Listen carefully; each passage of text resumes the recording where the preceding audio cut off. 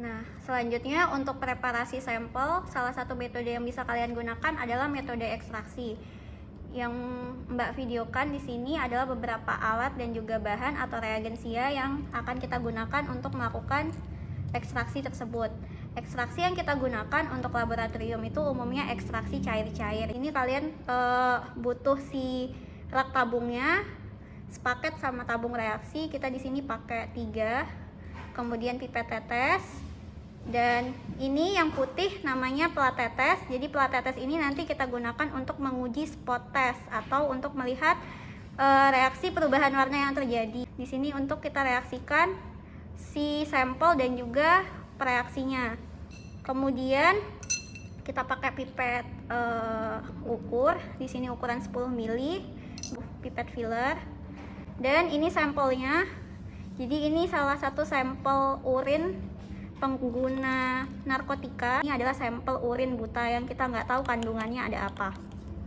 Kemudian untuk reaksinya, di sini ada marquise. Nah, untuk marquise ini sendiri kita buat dan videonya sudah Mbak persiapkan campuran marquise-nya, dan kita butuh amonium solution yang 25%, ini yang larutan PA yang paling pekatnya, dan yang terakhir adalah kloroform sebagai zat organik pelarut untuk ekstraksi yang kita campurkan dengan si sampel agar kita tarik tuh kandungan obatnya. Pertama kita pipet dulu si sampelnya. Jadi kurang lebih aja ya, kita pakai 1 mili. 1 mili sampel kita pindahkan ke dalam tabung reaksi. Kita keluarkan dengan memencet katup E kalau kalian masih ingat pelajaran di semester 1.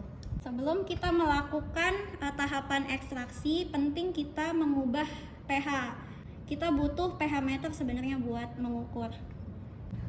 Nah, ini tadi pH urinnya sudah Mbak cek dan dia ternyata pH-nya ada di skala 6. Jadi untuk sampel yang tadi pH-nya masih bersifat asam karena dia menunjukkan pH 6. Nah, yang menjadi perhatian di sini adalah ketika kita akan melakukan ekstraksi, penting untuk kita make sure atau kita memastikan bahwa sampel ini harus dalam kondisi basah.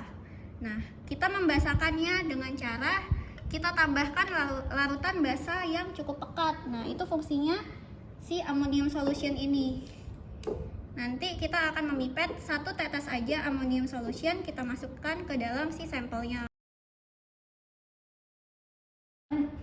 Nah, setelah tadi sudah ditambahkan dengan 1 tetes amonium solution, kita cek lagi pH-nya dengan kertas indikator pH seperti ini. Pelan-pelan biar nggak tumpah. Oke. Nah, sekarang baru kita baca pH-nya dengan cara dicocokkan di sini. Nah, setelah ditambahkan 1 tetes tadi, udah naik nih pH-nya sekitar di pH 12 ya. 11 nih. Sekarang pH-nya sudah menjadi basah, tepatnya di pH 11. Setelah itu si sampel kita akan ekstraksi menggunakan pelarut organik. Sini kita pakai kloroform.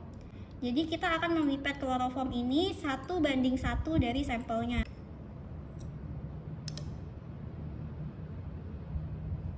Kalau kalian perhatikan di sini, tadi kan Mbak duluan masukin si sampel urinnya dibandingkan kloroform. Kloroform warnanya bening. Tapi ketika Mbak campurkan, itu posisi si kloroform justru ada di dasar tabung, padahal dia belakangan Mbak tambahkan ke tabung reaksi. Dan urinnya justru otomatis naik ke atas. Nah, hal ini dipengaruhi oleh densitas atau berat jenis, di mana berat jenis dari kloroform itu lebih besar atau lebih berat daripada sampel urin.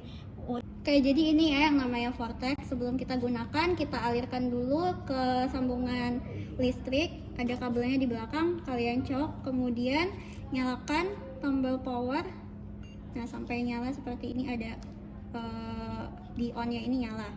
Nah, kemudian di sini ada lekukan. Nah, lekukannya ini kita pakai untuk menaruh si tabung reaksinya.